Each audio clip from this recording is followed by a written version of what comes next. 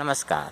सरकारी करण चैनल की टीम के सामने आज जय सुहेलदेव समाज पार्टी के राष्ट्रीय प्रवक्ता आदरणीय आप जितेंद्र भारती जी मौजूद हैं।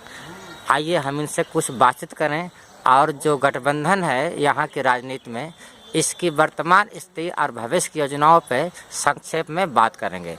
आपका हमारे चैनल पे बहुत बहुत स्वागत है। बहुत बहुत धन्यवाद। आपके चैनल को हमारे पार्टी की तरफ से, जितेंद्र भारती की तरफ से बहुत बहुत शुभकामनाएं, बहुत बहुत बधाई।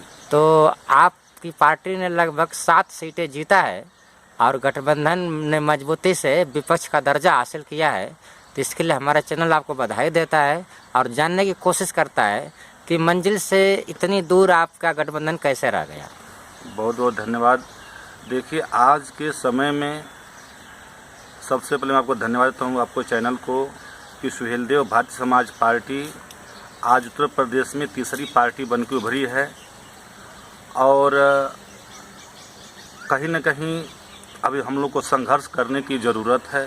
गठबंधन के राष्ट्रीय अध्यक्ष माननीय श्री अखिलेश यादव जी, सुहेलदेव भारतीय समाज पार्टी के राष्ट्रीय अध्यक्ष माननीय प्रकाश राजभर जी और आरएलडी के राष्ट्रीय अध्यक्ष आदरणीय जयंत चौधरी जी, ये सब लोग को मिल कर के कहा जाता है कि जीत का जश्न होता है, हार की समीक्षा होती है। तो हमें समीक्षा करने की ज़रूरत है, कहाँ से कमी रह गई कि जो बोलबाला था, परिवर्तन की लहर थी, जो एक सामाजिक क्रांति होने वाला था, कहीं न कहीं वो हमारा मिशन रुक गया।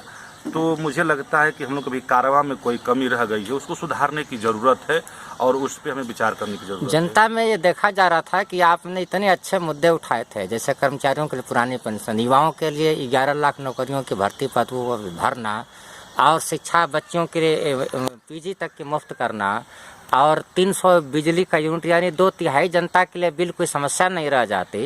राशन भी आप 5 साल देने के लिए कह रहे थे, घी और चीनी के साथ, इतने शानदार मुद्दों के साथ कि आपको नहीं लगता है कि आप इस घोषणा पत्र को जन जन तक पहुंचाने में कहीं असफल रह गए?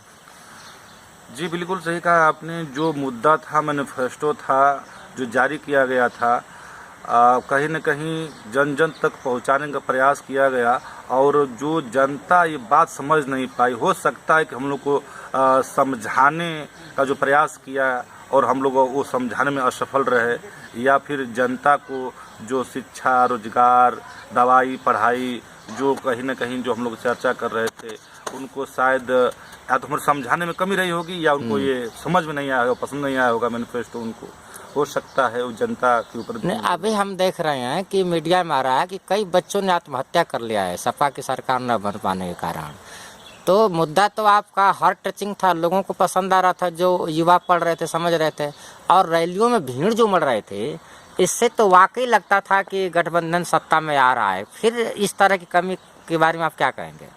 देखिए, जो रैलियों में भीड़ थी वो बिल्कुल आपने सही कह रहे हैं कि जो जिस हिसाब से भीड़ चल रही थी, मुझे लगता है कि सन 1977 के क्रांति जब हुआ था, जब जेपी नारायण के क्रांति में पूरे भारत में एक नई क्रांति आई थी, जिसमें कि वह जहाँ खड़े हो जाते थे तहाँ पे वो एक प्रलय जैसा भीड़ हो जाती थी।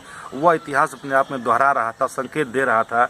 जब कहीं भी आदरणीय अखिलेश यादव जी, जब उनका विजय रथ खड़ा होता था तो वह जनता भीड़ इकट्ठा हो जाती थी, लेकिन मुझे लगता है कि शायद वह भीड़ वोट में कन्वर्ट न हो पाई। अब उसके पीछे कारण क्या रहा, वो जनता जनादेश के अंदर क्या रहा, ये बहुत विचारी, इसकी समीक्षा हम लोग करेंगे और इस पर हम लोग पुनः कार्य करेंगे कि कहाँ से कमी रही, उसको सुधार करेंगे। भविष्य की योजनाएं क्या होगी गठबंधन के लिए? देखिए, हम लोग का पूरा प्रयास रहेगा कि मिशन 2024 और 27 तक गठबंधन बरकरार रहे और मधुर संबंध बना रहे। और मैं ईश्वर से प्रार्थना करता हूँ कि हमारे राष्ट्रीय अध्यक्ष लोगों को हमेशा सद्बुद्धि रहे, मधुर संबंध बना रहे, ताकि आने वाले समय में हम लोग इसको, मिशन को कामयाब रहें और बीजेपी को फतह कर सकें। बहुत बहुत शुक्रिया, धन्यवाद, थैंक यू। बहुत बहुत धन्यवाद आपको।